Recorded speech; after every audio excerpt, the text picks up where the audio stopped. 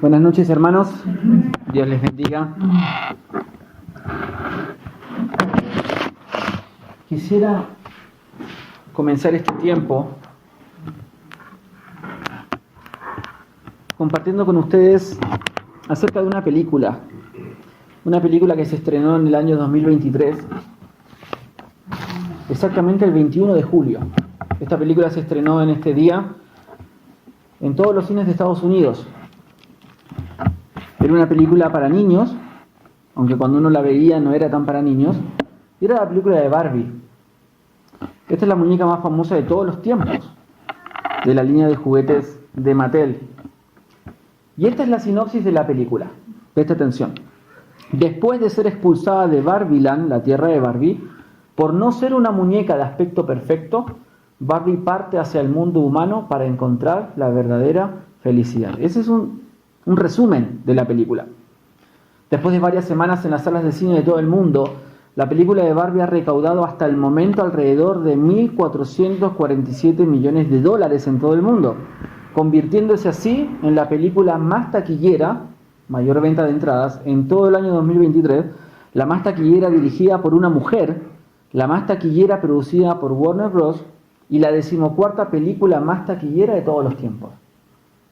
Una película que tuvo amplias ganancias para el estudio. Y hay algo bien particular en esta película, y es la escena de apertura de la película de Barbie. Esta escena muestra hermosas niñas, no mayores de 8 años, vestidas con ropa tradicional modesta, y juegan con sus hermosas muñecas. Es obvio el mensaje. Están siendo entrenadas desde jóvenes para convertirse en buenas esposas y madres amorosas. La escena de niñas jugando con muñecas. De repente, la protagonista, la actriz se llama Margot Robbie, aparece de manera gloriosa como un gigante. En un atractivo traje de baño, todas las niñas quedan atónitas como si hubiesen visto el rostro de una diosa. ¿Qué es lo que hacen a continuación? Inmediatamente dejan caer sus muñecas al suelo y una de las niñas toma una de las muñecas y comienza a destrozar al resto de las muñecas como con un martillo. Claro, aparece Barbie, estas niñas quedan anonadadas con esta modelo y ya no quieren jugar con muñecas para ser mamás. Quieren convertirse en otra cosa. El mensaje es alto y claro. Las verdaderas mujeres, libres y empoderadas, no sueñan con ser madres, se esfuerzan en convertirse en Barbies. Este es el mensaje principal que se transmite a través de la película a todos los que la ven, especialmente a las niñas. Esto, por supuesto, es el corazón de la filosofía feminista. Una gran activista feminista se llamó Simone de Beauvoir, la heroína poliamorosa y pedófila del feminismo, escribe lo siguiente. Mire qué dice esta autora. Mientras el mito de la familia y de la maternidad no sean destruidas, las mujeres seguirán siendo oprimidas. ¿Lo escuchó?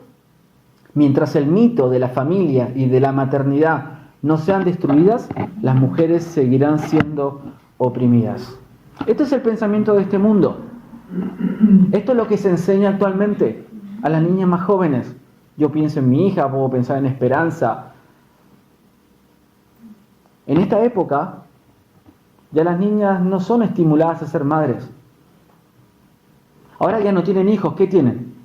Mascotas, perritos, gatitos. No quieren ser mamás.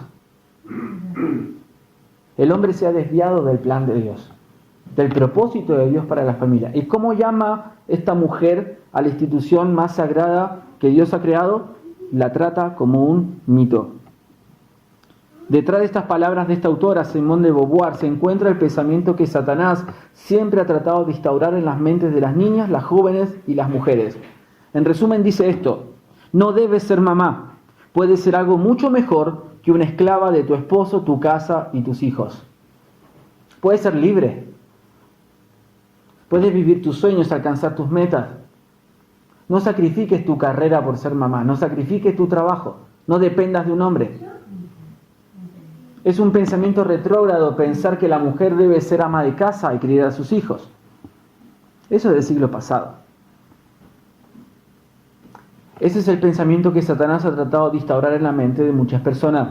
Incluso este pensamiento se ha instalado en muchos creyentes, en las iglesias. No obstante, aunque el diablo ha procurado seducir al mundo con esta mentira, a lo largo de la historia Dios ha levantado mujeres piadosas que han entendido que la voluntad de Dios incluye la maternidad, un don precioso de Dios que las hace únicas. Actualmente hablamos de la igualdad, pero lo único que hace diferentes a las mujeres, o una de las cosas más importantes que las hace únicas, es que pueden ser mamás. El hombre no puede engendrar vida, no puede quedar embarazado, aunque hoy vemos noticias, ¿no?, donde hombres, que son hombres pero se identifican como mujeres, mujeres trans, muestran que están embarazadas. Claro, es una mujer vestida de hombre. Un hombre no puede quedar embarazado. No se puede. Esta semana hablábamos justamente con mi hija de este principio, porque mi hija, dentro de las películas que ella ve en televisión, tratamos nosotros de conocer qué películas ve para saber qué mensaje recibe. Y a ella le gusta mucho la película de Toy Story, es una saga de juguetes. Pero hay una película de Toy Story, la cuarta película, donde se presenta un nuevo personaje, que es un tenedor que se identifica como cuchara. ¿Y eso qué transmite? Uno puede ser lo que quiera. Tú puedes autopercibirte. Tú puedes ser niño, pero te percibes como niña. Tú puedes ser niña y te autopercibes como niño. Eso va en contra de la voluntad de Dios. Le dije, como a ella le gusta mucho la historia de Adán y Eva y nosotros le contamos historias bíblicas en las noches y mi esposa también hace clases con ella, le dije, te voy a enseñar algo que no lo había tratado contigo antes, pero quiero que tú lo sepas, de manera muy sencilla. Le dije, las niñas se casan con los niños. Un niño y un niño no se pueden casar, no puede haber un hogar. Una niña con una niña tampoco se puede casar, no puede formar un hogar. Si usted le pregunta a mi hija, le va a decir, niño, niño, no. Niña, niña, no. Niño y niña se pueden casar. Porque eso es una verdad que actualmente está bajo ataque. La sociedad se ha encargado de inculcarles a los niños de pequeños que uno se pueda percibir como uno quiera.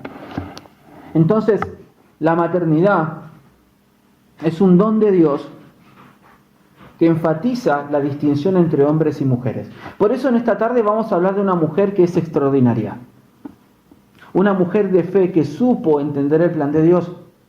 Quiero que me acompañe con su Biblia a Éxodo capítulo 2, versículo del 1 al 10. Éxodo capítulo 2, versículo 1 al 10. Le animo también que pueda usted prepararse, porque algunas ideas que para nosotros son comunes van a chocar. Éxodo capítulo 2, versículo del 1 al 10. Algunas ideas que nosotros hemos escuchado que quizás son propias, van a chocar un poco con la verdad de Dios. Y esto yo lo he dicho en más de una ocasión. Si usted lee la Biblia y lo que la Biblia dice no le gusta, usted debe tomar una decisión y reemplazar lo que usted cree o lo que usted piensa por la palabra de Dios, si es que quiere pensar bíblicamente. Mire que dice aquí en Éxodo capítulo 2, versículo del 1 al 10. Un varón de la familia de Leví fue y tomó por mujer a una hija de Leví, la que concibió y dio a luz un hijo, y viéndole que era hermoso, le tuvo escondido 3 meses. Pero no pudiendo ocultarle más tiempo, tomó una arquilla de juncos y la calafateó con asfalto y brea, y colocó en ella al niño y lo puso en un carrizal a la orilla del río. Y una hermana suya se puso a lo lejos para ver lo que le acontecería. Y la hija de Faraón descendió a lavarse al río, y paseándose sus doncellas por la ribera del río, vio ella la arquilla en el carrizal, y envió una criada suya a que la tomase. Y cuando la abrió, vio al niño, y he aquí que el niño lloraba. Y teniendo compasión de él, dijo, de los niños de los hebreos es este. Entonces su hermana dijo a la hija de Faraón, ¿iré a llamarte una nodriza de las hebreas para que te críe este niño? Y la hija del Faraón respondió, ve. Entonces fue la doncella y llamó a la madre del niño, a la cual dijo la hija de Faraón, lleva a este niño y críamelo, y yo te lo pagaré. Y la mujer tomó al niño y lo crió. Y cuando el niño creció, ella lo trajo a la hija de Faraón, la cual lo prohijó y le puso por nombre Moisés, diciendo, porque de las aguas lo saqué. Oremos. Amado Padre Celestial, te agradecemos, Señor, en esta tarde por tu palabra. Gracias, Señor, por este texto, este pasaje que acabamos de leer. Pedimos, Señor, primeramente que tú dispongas nuestros corazones para este tema tan importante en el cual vamos a meditar. Gracias, Señor, por este tiempo especial, donde hacemos, Señor, un recordatorio personal de la gracia que hemos recibido cada uno de nosotros de nuestras mamás. Gracias, Señor, porque ninguno de nosotros estaría aquí sin que tú, Señor, hayas provisto para nosotros un papá y una mamá. Gracias, Señor, por la vida de ellas. Bendícelas, Señor. Y pedimos, Padre, que como creyentes, como iglesia, como pueblo tuyo, Padre, podamos entender y recordar, Señor, que la maternidad es algo precioso, que tú, Señor, apruebas y que tú esperas, Señor, de las mujeres. Pedimos, Señor, que tú abras nuestro entendimiento y nos ayudes también a recapacitar cómo pensamos actualmente sobre este tema tan importante. Pedimos que tu palabra pueda renovar, si es necesario, los pensamientos de nuestra mente, para que podamos pensar bíblicamente como encontramos en tu palabra. Gracias, Señor, por este tiempo. Pedimos tu bendición en el nombre de Jesús. Amén.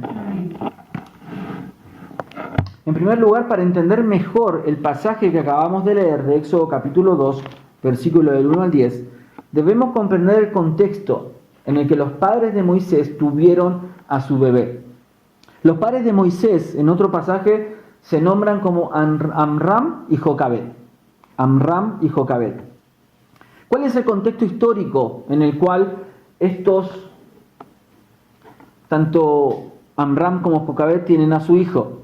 Bueno, Éxodo capítulo 1, versículo del 1 al 22, capítulo 1, versículo del 1 al 22, describe que Israel estaba como esclavo en Egipto. Esto es algo que Dios ya había anticipado en años anteriores, que iban a ser cautivos, iban a estar 430 años en Egipto, hasta que eventualmente Dios los liberaría con un libertador. En este pasaje de Éxodo 1 se describe el surgimiento de un nuevo faraón y su estrategia política para doblegar al pueblo de Dios. Israel había llegado a Egipto en tiempos de José. Esto se narra en Génesis del 50 hacia atrás. Pero una vez que José muere, toda esa generación, todos los familiares y los israelitas, enfrentan el surgimiento de un nuevo faraón, un faraón que no conocía a José. Porque el faraón que estaba durante tiempos de José era un faraón que estaba en una posición de amistad con Israel. Porque José era uno de los siervos de faraón. Sin embargo, cuando este nuevo faraón asciende, comienza a tratar al pueblo con mano dura. Debido al crecimiento exponencial del pueblo de Israel, el faraón impuso una severa esclavitud al pueblo hebreo. Este es el contexto en el que nace Moisés, en la esclavitud, en tierra extranjera. El pueblo de Israel comenzaba a crecer y el faraón tenía temor que los israelitas se multiplicaran tanto que eventualmente doblegaran al pueblo de Egipto. Entonces comenzaron a torturarlos, comenzaron a hacerlos trabajar más y eventualmente veremos que se llevó a cabo un decreto que generaría uno de los mayores infanticidios de la historia, en la historia del pueblo de Israel, que es matar niños, matar bebés. Un autor, R.C. Sproul, expresó que Faraón impuso 4 formas de opresión sobre estos hebreos extranjeros. Mire, primero, Faraón nombra capataces para que supervisaran a los siervos de Egipto. El primer paso dentro de un programa sistemático para esclavizar al pueblo de Israel. Había siervos que estaban encargados de vigilar a los esclavos, pero pusieron capataces, supervisores, para que fueran mucho más estrictos en el trato con el pueblo de Israel. La segunda forma de opresión: los esclavos debían trabajar mucho más duro, quizás durante más horas, y un esfuerzo mucho más pesado. En tercer lugar, Faraón instaura que las parteras deben matar a todos los niños varones en medio de la familia de Jacob.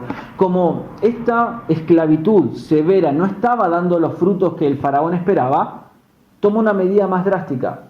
Directamente habla con las parteras, aquellas que estaban encargadas de recibir a los bebés, y ellas tenían la instrucción clara de que si venía un bebé varón de los hebreos, debían matarlo.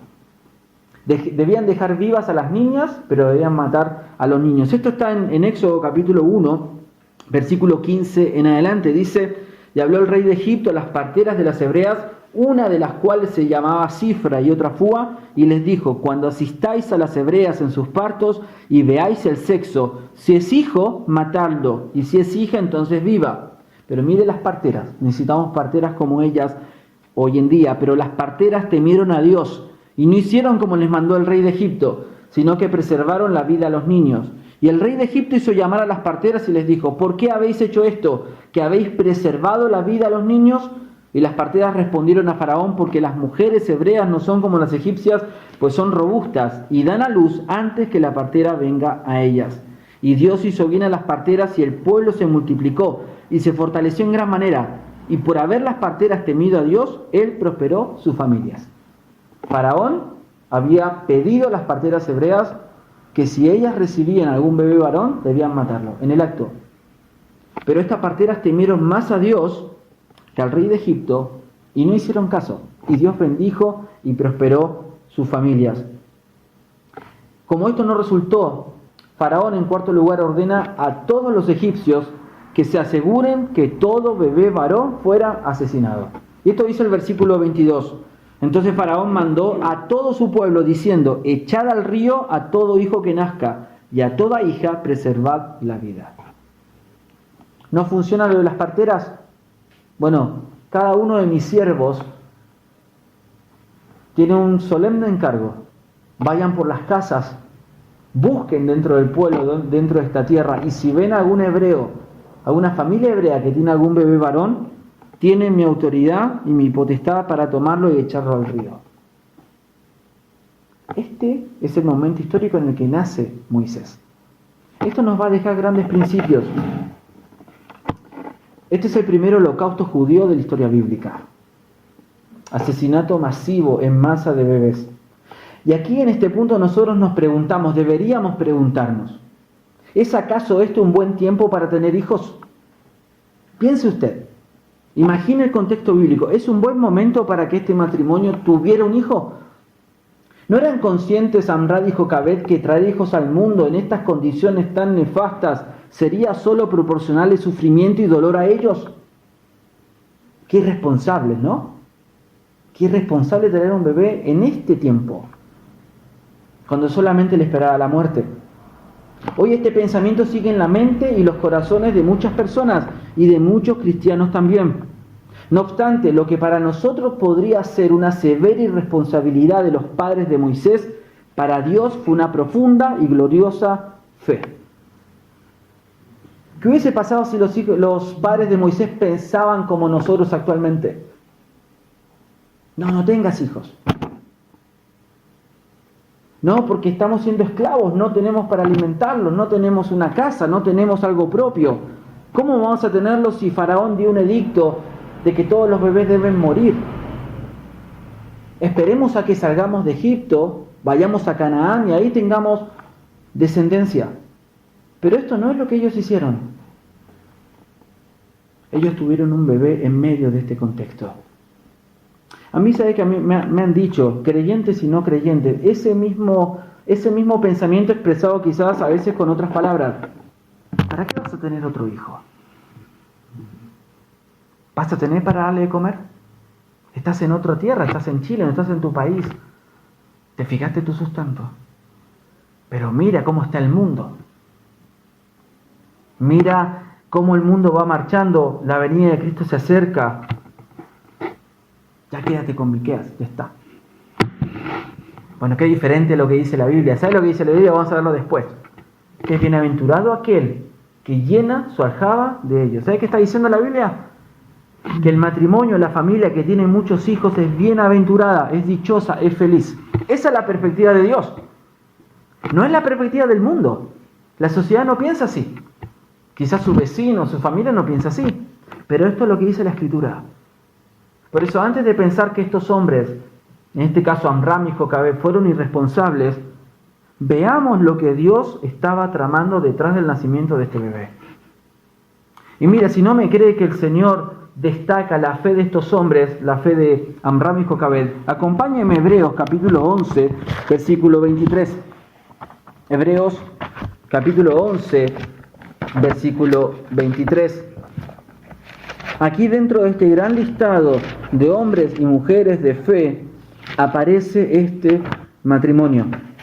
Dios honra y reconoce lo que este hombre y esta mujer harían en un tiempo muy, muy difícil. Hebreos capítulo 11, versículo 23, dice así: por la fe Moisés, cuando nació, fue escondido por sus padres por 3 meses, porque le vieron niño hermoso y no temieron el decreto del rey. Del versículo 23 al versículo 29, si usted lo lee después, habla justamente de Moisés. Pero el versículo 23 no destaca la fe de Moisés. Aquí destaca la fe de los padres de Moisés. Y dice que por la fe, ellos, cuando su hijo o su bebé nació, por la fe, escondieron a su bebé durante 3 meses. Fue un acto de fe. ¿Y sabe por qué fue un acto de fe? Porque tener un hijo en esas condiciones demandaba y requería fe. Quizás nosotros no lo tendríamos. ¿Y sabe por qué? Porque no confiamos plenamente en el Señor como este hombre y esta mujer. Hermanos, si nosotros a veces no queremos tener hijos porque no tenemos un buen sueldo. No queremos tener hijos porque no queremos que vengan al mundo y tener que pagar ya sea los pañales, la ropa, la alimentación, el colegio. Pero sabe que Dios bendice a aquellas familias que tienen muchos hijos. Yo no creo que estemos tan mal como en esta oportunidad, en la ocasión en que nace Moisés. Yo creo que estamos mucho mejor. Pero sabe,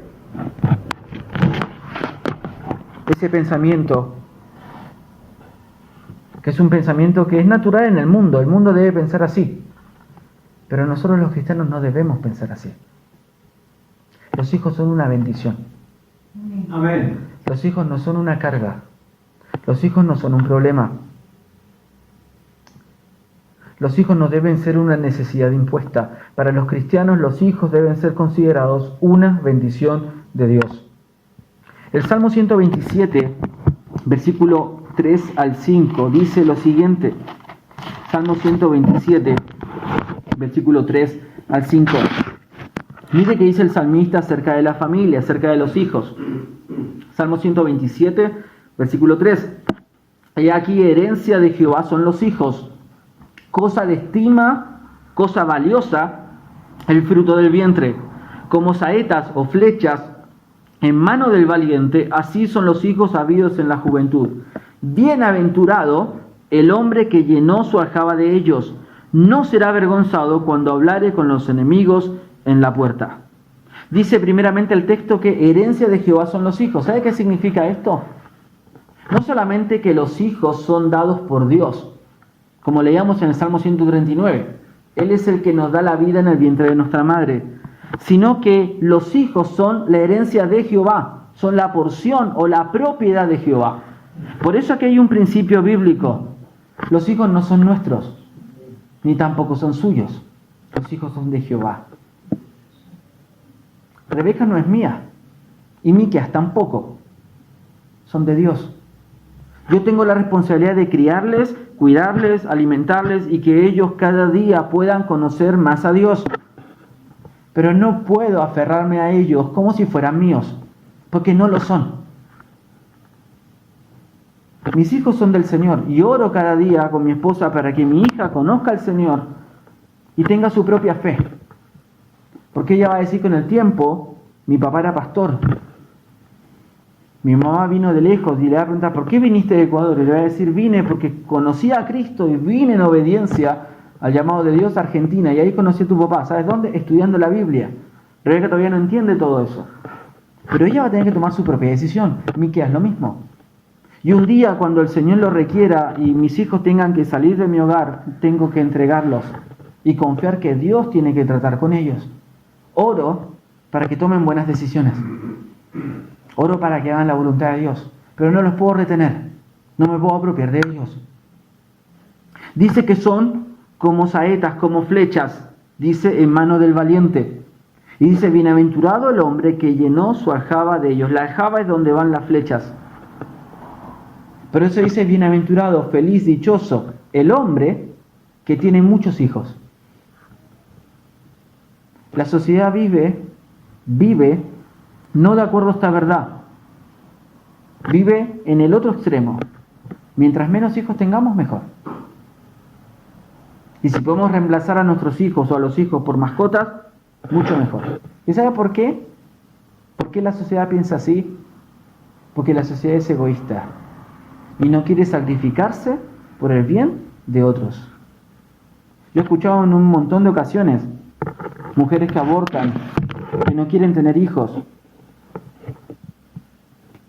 que ellas no quieren sacrificar su carrera o su realización personal por tener un bebé. No quiero arruinar mi proyecto de vida. Y uno piensa, el bebé es tu proyecto de vida, no tu carrera. Esa es la voluntad de Dios. Dios creó la familia para que las personas pudiesen multiplicarse y fructificar la tierra. Y Dios sigue bendiciendo todavía el hogar cristiano. Pero veo también creyentes que teniendo la oportunidad de ser papás, hay algunos que quizás no pueden, conozco matrimonios que no pueden tener hijos, pero conozco jóvenes cristianos casados que voluntariamente no tienen hijos. Porque anteponen muchas veces sus propias vidas, sus intereses y sus sueños en vez de tener una familia. Bueno, eso no es lo que Dios quiere. Eso no es lo que Dios quiere. Por eso los hijos deben ser una bendición, no deben ser una carga, no deben ser un problema. No debe ser una obligación tener hijos solamente por tenerles. Debo entender que Dios bendice cuando un matrimonio busca tener hijos y criarlos en el temor de Dios. Primeramente el decreto del rey. En segundo lugar, la desobediencia de Amram y Jocabed ante el devastador infanticidio ejecutado por Faraón. El texto bíblico señala que los padres de Moisés, Amram y Jocabed, deciden esconder a su bebé durante 3 meses. Imagínate. Intenta transportar tu mente a aquel momento. Imagínate quizás estas mismas calles de Peñaflor.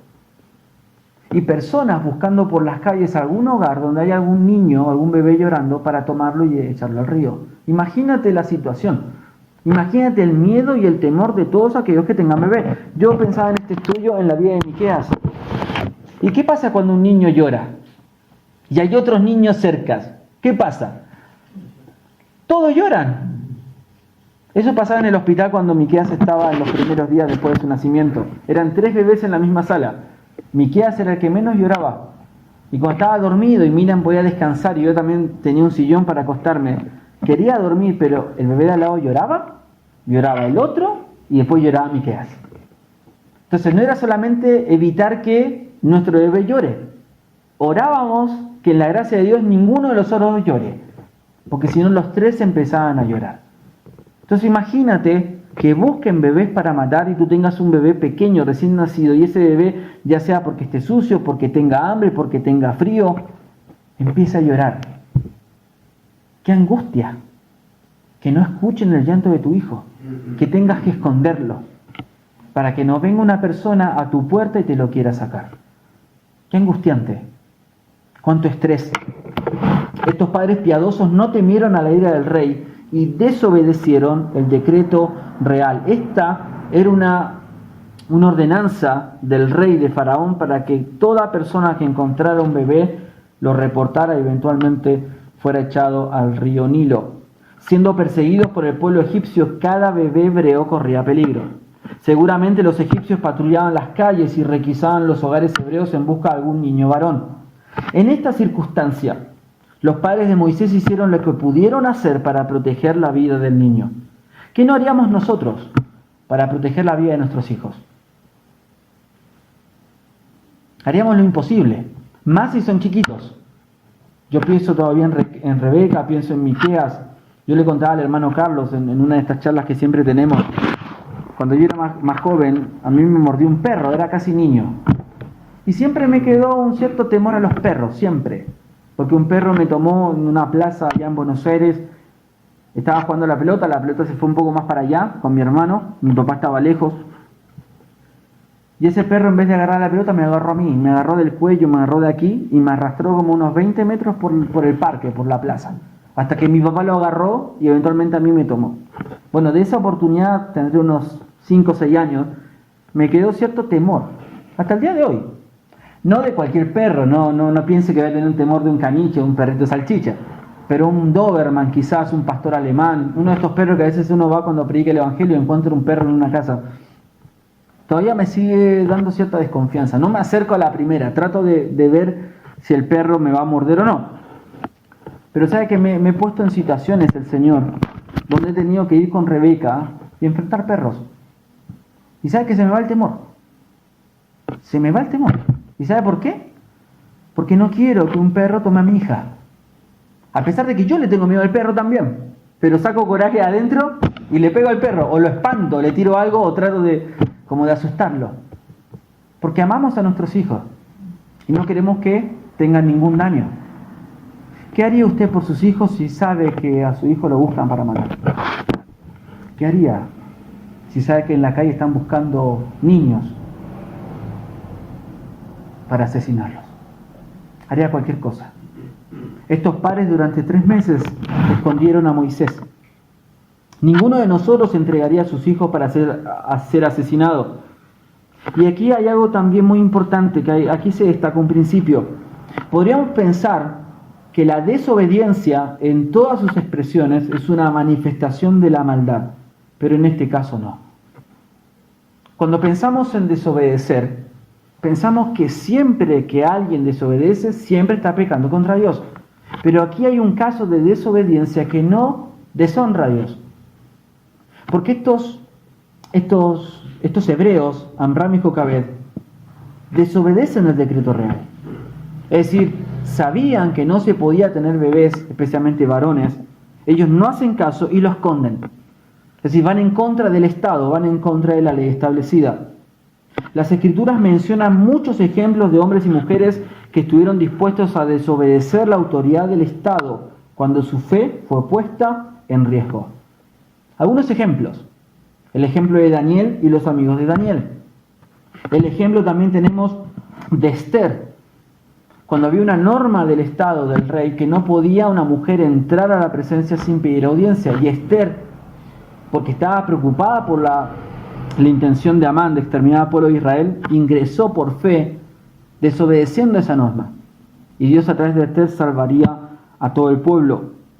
El ejemplo también de Jesús, al no rendirle culto al César. ¿Se acuerda? Da a César lo que es de César y a Dios de lo que es de Dios. No podemos darle al Estado, a César, al gobierno, lo que Dios solamente se merece, que es adoración y obediencia. Obviamente Dios pone autoridades para que nosotros obedezcamos sus reglas y sus órdenes. Pero la única excepción a esto es cuando por obedecer a una autoridad yo desobedezco a Dios. Si yo hago esto, si yo obedezco a una autoridad y rompo algún principio bíblico o desobedezco algún principio de Dios, he pecado contra Dios. Por eso, en este contexto, ellos desobedecen este decreto real y arriesgan sus vidas y la del bebé por fe. Por eso, en este punto, quiero que me acompañes nuevamente a Éxodo capítulo 2, porque hay un detalle que es muy importante para entender lo que hicieron, pero también para llevarnos para nosotros otro principio bíblico. No solamente que los hijos son de Dios y que la Escritura menciona que Dios bendice a aquellos que procrean, que tienen hijos, que buscan formar un hogar, en un tiempo donde eso no se estimula, no se promociona, no se incita. Dice Éxodo capítulo 2, versículo 3, pero no pudiendo ocultarle más tiempo. Y esto es muy importante en la narrativa, en el relato. ¿Sabe por qué? Porque estos papás, Jocabed y Amram, deciden desobedecer voluntariamente al decreto del rey, esconden a su hijo durante 3 meses, y el texto bíblico señala que lo dejaron de esconder porque ya no lo podían hacer más. Si hubiesen podido seguir escondiendo a Moisés, lo hubiesen hecho. Pero la clave para entender por qué, eventualmente lo vamos a ver después, toma a Moisés y lo coloca en una pequeña canasta en el río Nilo, es porque no pudieron ocultar más al bebé que 3 meses. Es decir que la situación, la Escritura no lo señala, pero me imagino que aunque 3 meses para nosotros nos parece poco tiempo, imagínate tener 3 meses escondiendo un bebé. El tiempo es eterno, eterno. 3 meses velando cada día para que al día siguiente no te descubran. Un tiempo eterno. Pero ellos tuvieron 3 meses. Y aquí se unen, en esta expresión, no pudieron ocultarle más tiempo, aquí se une de manera gloriosa la responsabilidad de los padres y la soberanía de Dios. Aunque Amram y Jocabed amaban muchísimo a su hijo, no podían seguir escondiéndolo en su hogar. Esto no significa en ninguna manera que estaban sobreprotegiéndolo, como solemos decir hoy. Ellos hicieron todo lo que debían hacer. Ahora debían confiarle el futuro de su bebé al Señor. Esa era su responsabilidad ahora. Ya había llegado el tiempo, por la circunstancia, la dificultad de la circunstancia, que ya no era bueno que siguiera con ellos, tenían que entregarlo a Dios. 3 meses tuvo, en este caso Amram y Jocabed, pero el futuro ya no dependía de ellos. Por eso los padres de Moisés habían visto la fidelidad de Dios hacia ellos y hacia su pueblo en medio de la esclavitud, y en un acto de fe sorprendente le confían la vida de su pequeño al Señor. Vamos a hablar de esto en el siguiente punto, pero por ahora nos limitamos a decir que los padres de Moisés tuvieron 3 meses para cuidar y criar a su hijo. Nosotros tenemos la historia completa. Este fue el tiempo que Dios les dio. Amram, Jocabed, tienes 3 meses. Es poquito, ¿verdad? Yo pienso en mi hijo, ahora el 13, cumple 2 meses. Se fue así el tiempo. Hace poquito estábamos en el hospital. Ya tiene 2 meses. 3 meses es poco tiempo. Ese es el tiempo que Dios le dio a ellos.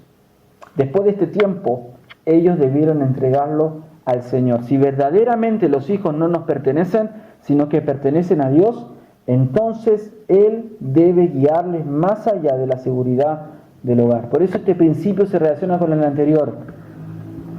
Si yo entiendo y reconozco que mis hijos le pertenecen a Dios, va a ser más fácil que yo confíe su futuro al Señor. Pero cuando yo no entiendo o no quiero hacerme la idea de que mis hijos no son míos, sino que son de Él, voy a querer retenerlos. Y quizás Dios no quiera eso. Yo sé que esto es difícil. Por eso se necesita una fe que descanse y que esté fortalecida en el Señor. Algunas aplicaciones de este segundo punto. Nuestros hijos nos han sido dados para que los criemos en el temor y la disciplina del Señor. Mire que es Efesios capítulo 6, versículo 4. Efesios capítulo 6, versículo 4. Mario, ¿me ayudas con una servilleta, por favor? Efesios capítulo 6, versículo 4. Efesios capítulo 6, versículo 4. Dice así: y vosotros padres, no provoquéis a ira a vuestros hijos, sino criadlos en disciplina y amonestación del Señor. El tiempo que Dios nos da a nuestros hijos es para obedecer este mandamiento, para criarlos, dice aquí el texto, en disciplina y amonestación del Señor, para que conozcan los principios de Dios, para que vivan una vida agradable a Dios. Es el deber de una madre criar a sus hijos en el temor de Dios. Debe protegerle, cuidarle y alimentarle mientras Dios le provea de tiempo, antes que deba enfrentar los retos y los desafíos de la vida solo. Esta es importante, la labor de la crianza, que Satanás hace todo lo posible para corromper la mente y el corazón de los niños cada vez con mayor ímpetu y de forma más prematura. ¿Se ha puesto a pensar en eso? Que Satanás hoy en día está tratando de corromper la mente y el corazón de los niños cada vez a una edad más temprana. Por las escuelas, por los aparatos electrónicos, por los vicios a veces de los padres, el ambiente y las relaciones que los padres tienen. Padres a veces drogadictos y niños que comienzan a entender ese ambiente, comienzan a consumir durante quizás varios años cuando son todavía niños, o niños que comienzan a ver pornografía, niños que son abandonados, niños que sufren abusos, violaciones y tantos otros males. ¿Y quién está detrás de todo esto? Evidentemente está Satanás, tratando de destruir la niñez, tratando de que ellos no lleguen a conocer a Cristo. Y si hay padres cristianos de esos niños, Satanás va a intentar que esos padres no hagan su labor. No les enseñen la palabra de Dios, no los lleven a la iglesia, no oren con ellos. No va a permitir que los padres vivan de una manera que los hijos puedan imitar. Por eso nosotros debemos preguntarnos hoy, pienso en cada una de ustedes, mamás que tienen hijos, Dios te ha dado hijos y son una bendición de Él. ¿Cómo los estás criando? Haz todo lo que esté en tu mano para que vivan una vida agradable a Dios. Pero cuando ya no puedas seguir, porque crecerán, confía en Dios que Él terminará la obra en ellos. Los padres tuvieron 3 meses. No sabemos cuánto tiempo tendremos a nuestros hijos. Pensamos a veces que nuestros hijos van a estar con nosotros hasta los 18, 19, 20. Y a veces es así, pero a veces no. A veces los hijos se van temprano, a veces un hijo puede fallecer. Qué triste para una mamá, para un papá perder un hijo. A veces están vivos, pero no están con nosotros. Cuando ya no puedes retener a tus hijos porque la circunstancia así lo requiera y porque la soberanía de Dios también así lo permite, descansa que puedes confiarle tus hijos al Señor. Y el Señor terminará lo que tú empezaste cuando les criaste. Esa es la decisión que tenía que enfrentar Jocabed. Tenía 3 meses y vio que ya no podía mantener a su bebé en su casa, no lo podía mantener escondido. Y aquí llegamos al último punto. Ella tomó una determinación. La fe de esta madre fue movida a salvar la vida de su bebé de una manera tanto extraordinaria como temeraria. ¿Tú harías lo que ella hizo? ¿Tomar un bebé de 3 meses en ese momento, colocarlo en una canasta y confiar que Dios cuidaría de él de una manera sobrenatural, inexplicable? ¿Harías lo que ella hizo? ¿Las mamás aquí presentes harían lo que esta madre hizo? Seguramente que no. Seguramente que no lo harían. No renunciarías a tu bebé de 3 meses, porque quizás en última instancia no confiarías que Dios cuidará de él. El temor y el miedo abrumarían tu corazón. Seguramente Dios no le va a pedir esto a ninguna de ustedes. Pero si fuera así, si Dios te pidiera que hicieras eso, si fuera así, pueden confiar que Dios cuidará de sus pequeños. Esto pasó con Moisés. Y ciertamente Dios también puede salvar a nuestros hijos.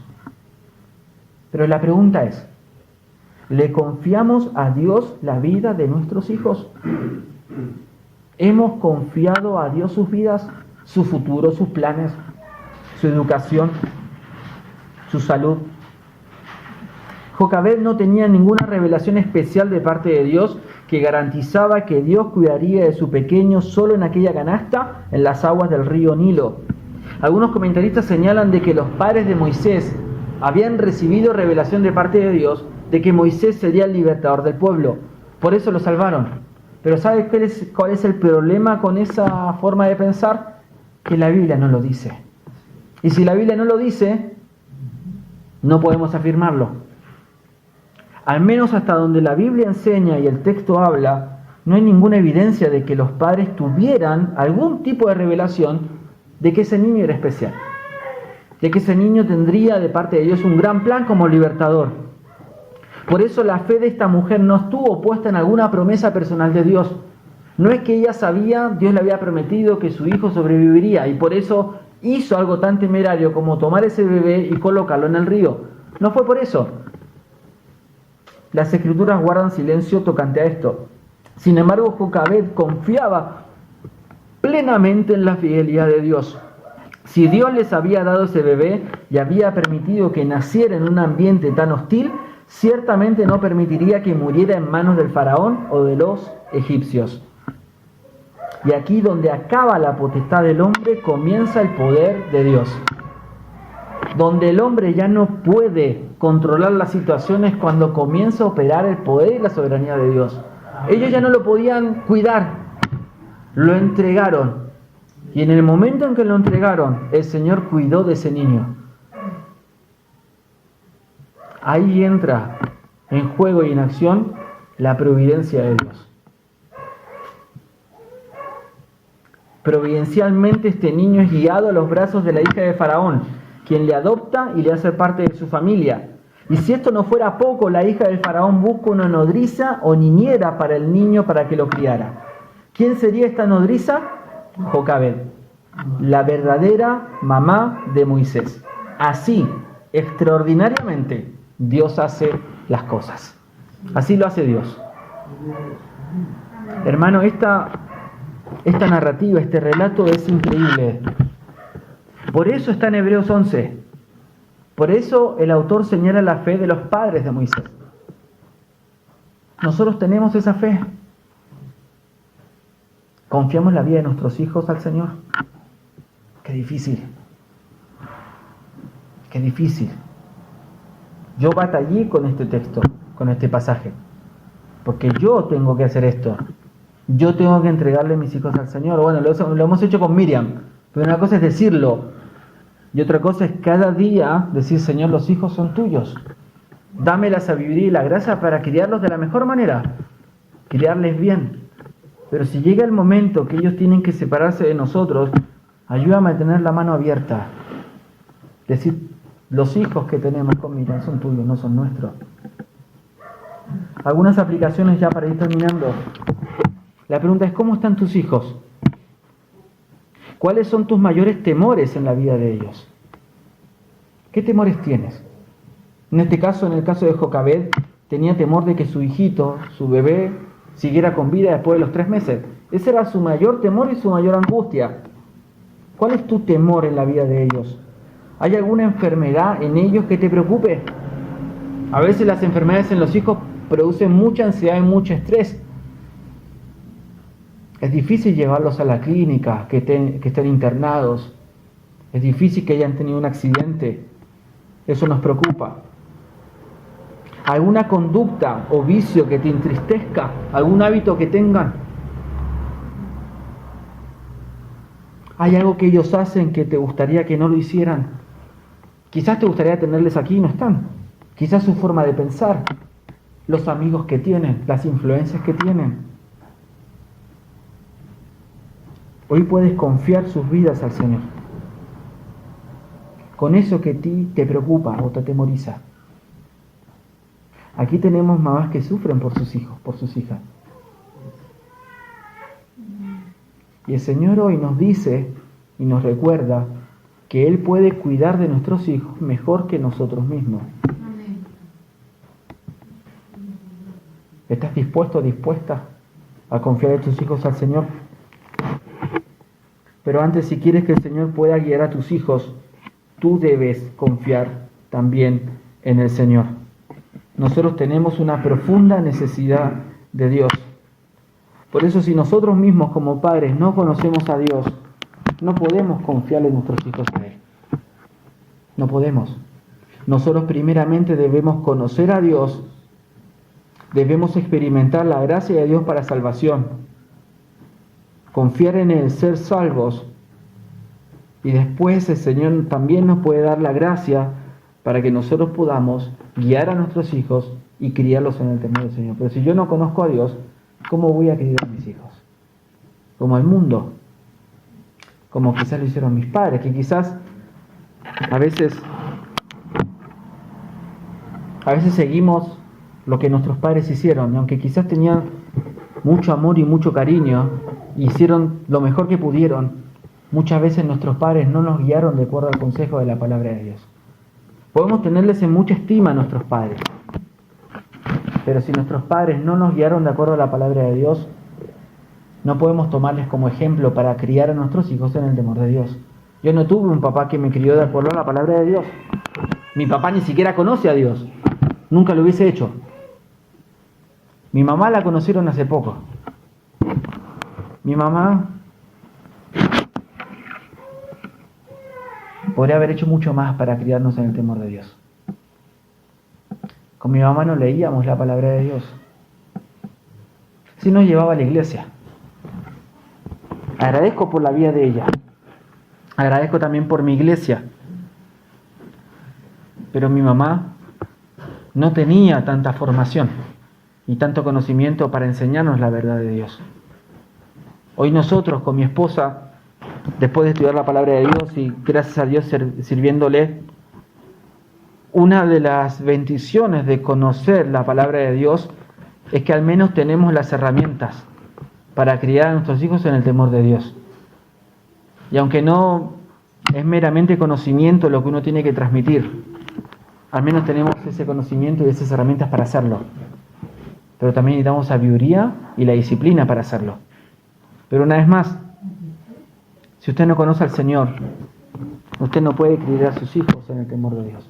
Y si usted ya conoce al Señor, pero no conoce la palabra de Dios, va a tener serios problemas para instruir a sus hijos en la voluntad de Dios, sencillamente porque no conoce la voluntad de Dios. Y simplemente va a enseñarle a sus hijos lo que usted aprendió quizás de sus padres, quizás aprendió de otras personas o de la sociedad, sin considerar lo que la Biblia dice sobre la crianza. Qué gran desafío. No solamente ser salvo, sino también conocer la verdad de Dios para transmitirla con fidelidad a la próxima generación. Por eso, ya terminando y vamos a orar, antes que vuelva aquí Mari y terminemos la reunión. Estas verdades, y ahora le hablo a las mamás, hermanas, son fundamentales. Jocabed es un ejemplo para ustedes. Para nosotros también, pero estamos en el Día de la Madre. Jocabed estuvo dispuesta a confiarle sus hijos, en este caso Moisés, al Señor. Y Dios no le falló. Por eso piensa en tus hijos. ¿Son salvos? Si no son salvos, tienes que orar cada día por su salvación. Y si son salvos, hermanas, nosotros necesitamos una iglesia.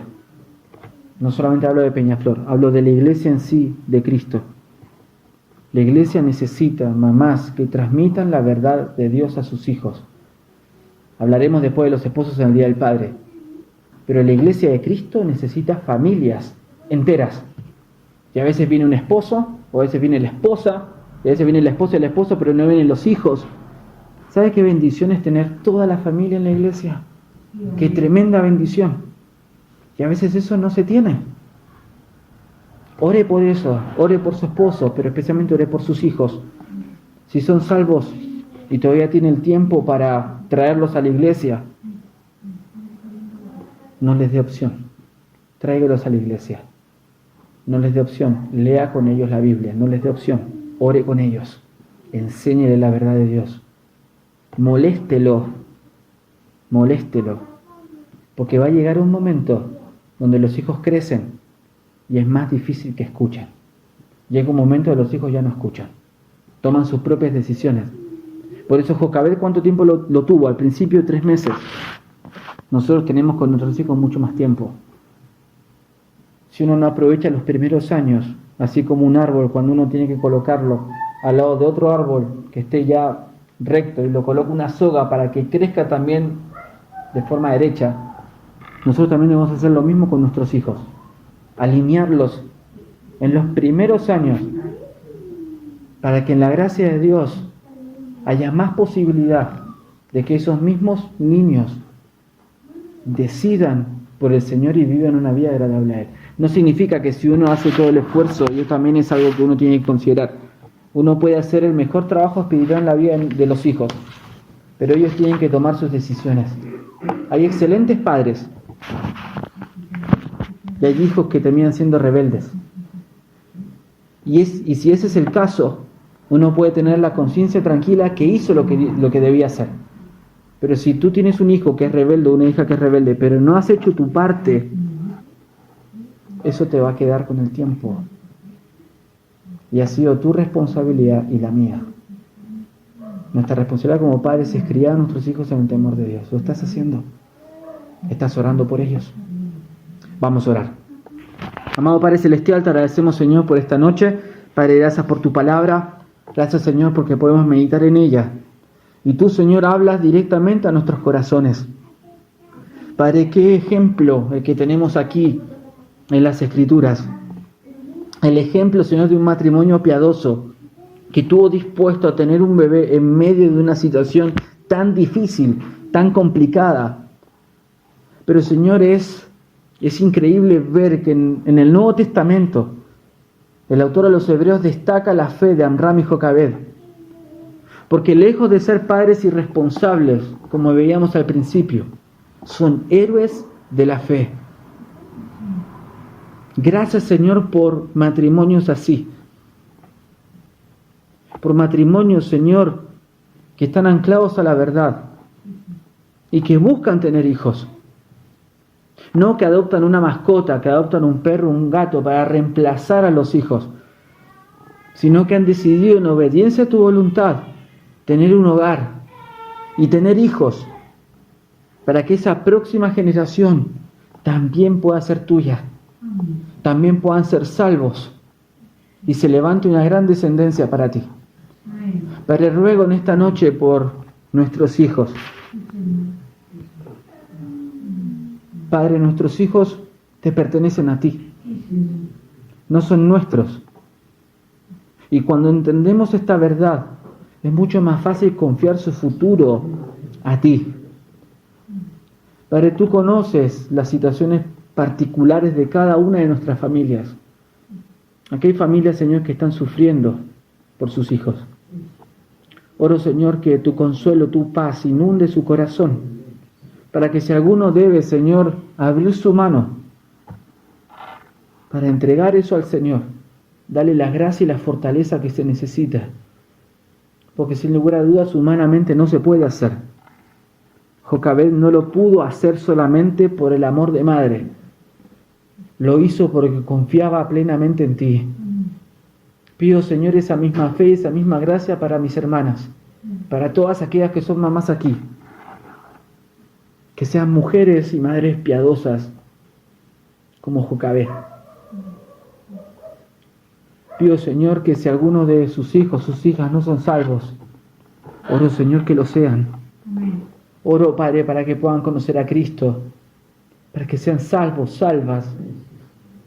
Y si hay aquí, Señor, alguna hija o algún hijo, Señor, alguna mamá presente aquí, que quizás está lejos de ti o que no te conoce, pido, Señor, que pueda volver a ti, se pueda reconciliar y pueda volver al camino.